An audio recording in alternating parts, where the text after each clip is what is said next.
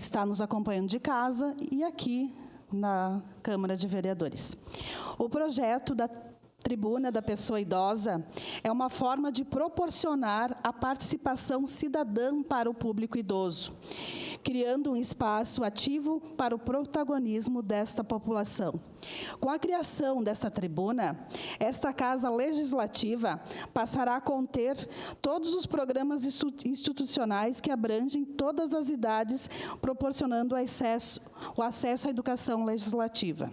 O objetivo central é criar um espaço para o exercício de democracia, através de mecanismos que possam compreender palestras, encontros e outros. Mas também é proporcionar um espaço, por meio da tribuna, em que as pessoas idosas possam debater cidadania, possam falar de municipalidade e serviços públicos prestados à pessoa idosa. São pequenos gestos rumo a tornar Caxias do Sul cidade amiga da pessoa idosa.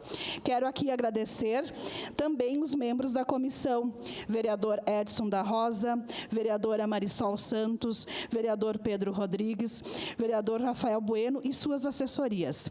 Agradecer também ao assessor da comissão dos